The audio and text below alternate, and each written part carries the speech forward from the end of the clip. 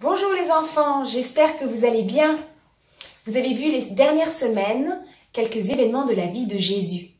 Te souviens-tu qu'à 12 ans, il s'est rendu au temple avec ses parents? Et puis, il s'est aussi fait baptiser par Jean-Baptiste. Aujourd'hui, je vais te raconter un autre moment de la vie de Jésus quand il était adulte. Savez-vous ce que je tiens dans la main? On dirait un cadeau. C'est un rouleau où il est écrit des choses dedans.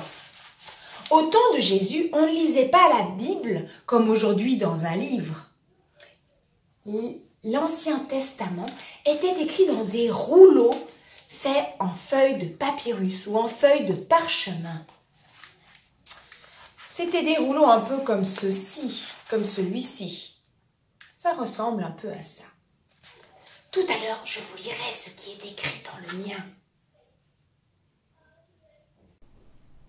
Dans la Bible, dans Luc 4, verset 14, il est écrit « Jésus retourna en Galilée, plein de la puissance du Saint-Esprit. On se mit à parler de lui dans toute cette région. Il enseignait dans les synagogues et tout le monde faisait son éloge, tout le monde l'admirait. » Regarde sur cette image. Jésus est assis et enseigne les hommes qui sont autour de lui. Il leur parle de Dieu. À l'époque de Jésus, les Juifs, le peuple de Dieu dont faisait partie Jésus, venaient adorer Dieu et écouter les paroles de Dieu écrites dans l'Ancien Testament, dans des endroits comme celui-ci, appelés synagogues. Les synagogues étaient un peu comme notre Église. Nous y venons pour chanter, louer Dieu, écouter et comprendre ce qui est écrit dans la Bible. Un jour, Jésus se rendit à Nazareth, où il avait été élevé. Oui, Jésus avait grandi avec ses parents dans cette ville, appelée Nazareth, et il y revint après avoir enseigné dans la région. Le jour du sabbat, il entra dans la synagogue selon son habitude. Il se leva pour lire les Écritures, et on lui remit le livre du prophète Ésaïe. Connais-tu le prophète Ésaïe? Ésaïe a vécu très longtemps avant la naissance de Jésus. Il a été inspiré par Dieu, et il a écrit les paroles de Dieu dans l'Ancien Testament. Il y a annoncé la venue de Jésus en tant que Messie, celui qui viendrait sauver, délivrer son peuple. Regarde Jésus, qu'a-t-il dans les mains? Tiens, on dirait comme le rouleau que je vous ai montré tout à l'heure. Oui, c'est cela. Jésus a déroulé le rouleau de ce livre et trouva le passage d'Ésaïe où il est écrit « L'Esprit du Seigneur est sur moi. Il m'a choisi pour apporter la bonne nouvelle aux pauvres. Il m'a envoyé pour proclamer la délivrance aux prisonniers et le don de la vue aux aveugles, pour libérer les opprimés, pour annoncer l'année où le Seigneur manifestera sa faveur. » Jésus lit un passage qui le concerne. Il lit que l'Esprit du Seigneur est sur lui. Jésus est venu pour annoncer une bonne nouvelle aux pauvres. Il est venu pour sauver ceux qui en ont besoin, les perdus. Dieu l'a envoyé pour libérer les prisonniers, pour redonner la vue à ceux qui ne voient pas, les aveugles, pour libérer les opprimés, ceux qui sont chargés, qui se sentent écrasés par les difficultés. Jésus est venu annoncer une année de grâce du Seigneur, une année où le Seigneur va manifester sa bonté envers son peuple. Puis Jésus roula le livre, le rendit au serviteur et s'assit. Toutes les personnes présentes dans la synagogue fixaient les yeux sur lui.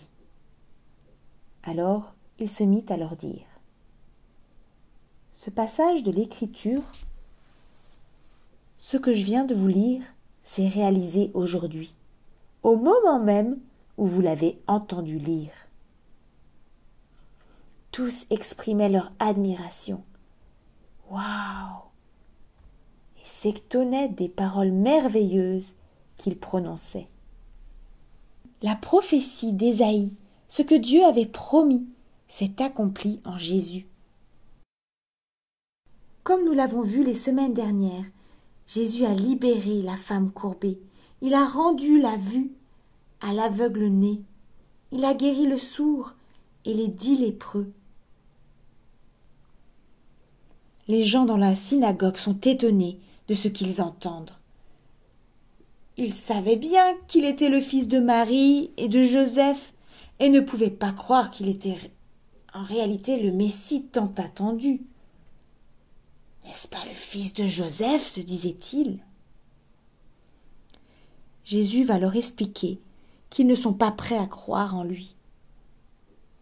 Il va leur montrer, par des exemples, qu'ils ont en réalité le cœur plus dur que d'autres personnes qui pourtant ne le connaissent pas.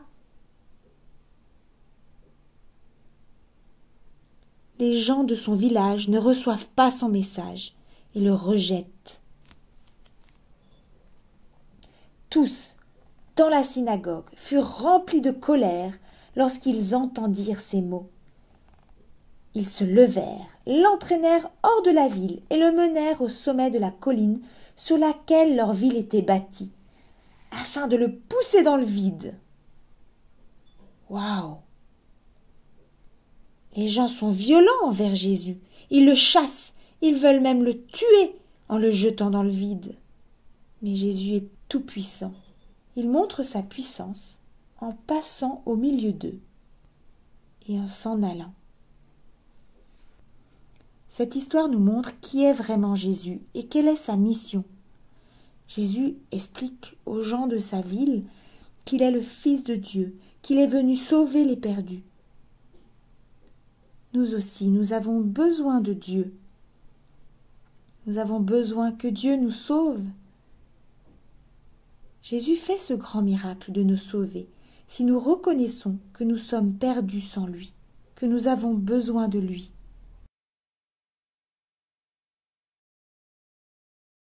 Jésus a été rejeté par ses voisins. Ils croyaient le connaître, mais ils n'avaient pas compris qui il était réellement. Toi aussi, tu peux croire le connaître. Tu peux croire qu'il a aidé beaucoup de gens. Tu peux croire qu'il était un bon professeur. Mais ce n'est pas suffisant. Croire réellement en Jésus, connaître réellement Jésus, c'est avoir une relation avec lui. C'est l'aimer, lui parler, l'écouter et croire qu'il a été envoyé par Dieu pour nous sauver. Crois-tu cela? Je vais maintenant te poser quelques questions. Où était Jésus dans l'histoire? À Nazareth, dans une synagogue.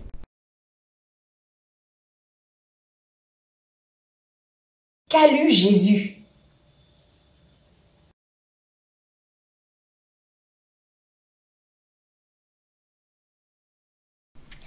Un passage du livre d'Ésaïe.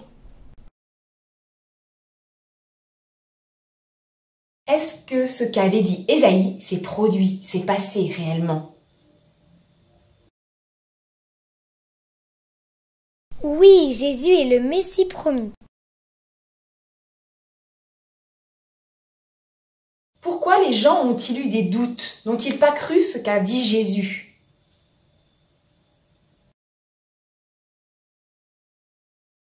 Ils croyaient connaître Jésus.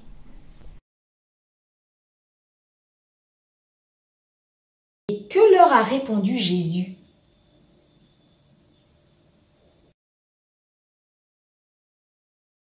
Qu'ils avaient le cœur dur.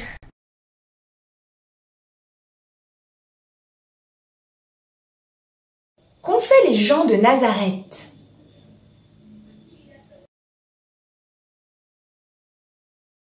Ils ont rejeté Jésus et ont voulu le faire mourir. Et toi, l'acceptes-tu?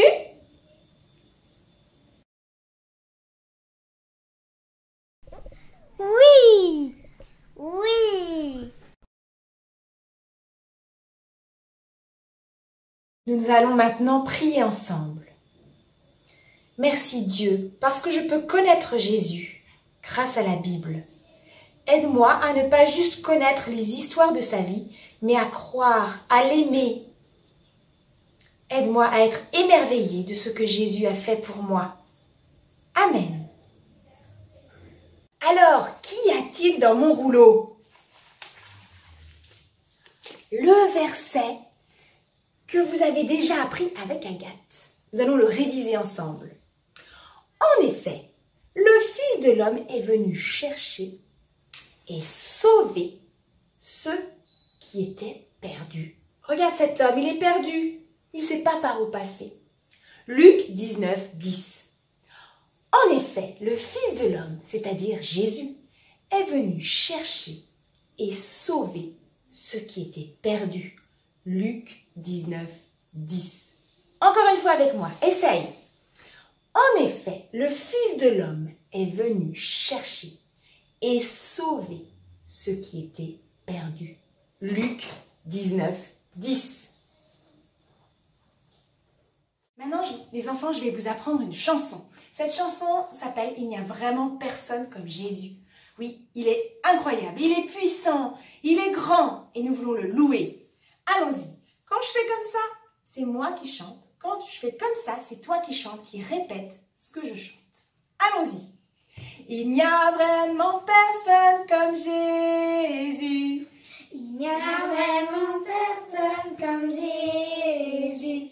Il n'y a vraiment personne comme Jésus. Il n'y a vraiment personne comme Jésus. Il n'y a vraiment personne comme Jésus. Il n'y a vraiment personne comme Jésus. Il n'y a vraiment personne comme lui. Il n'y a vraiment personne comme lui. J'ai cherché, cherché, personne, personne. J'ai cherché, cherché, personne, personne. J'ai cherché, cherché, personne, personne. J'ai cherché, cherché, personne, personne. J'ai cherché, cherché, personne, personne. J'ai cherché, J'ai cherché, personne, personne. il n'y a vraiment personne comme lui. Il n'y a vraiment personne comme lui. Bravo. Ensuite, tu entendras dans la chanson « J'ai creusé, creusé, personne, personne ». Puis après, il y aura « J'ai fouillé, fouillé, personne, personne ». Puis ensuite, il y aura « J'ai marché, marché ». Tu pourras faire tous ces gestes avec moi en me suivant sur la musique. Allez, c'est parti. Je vais mettre la musique et nous chanterons tous ensemble en faisant les gestes. Allons-y.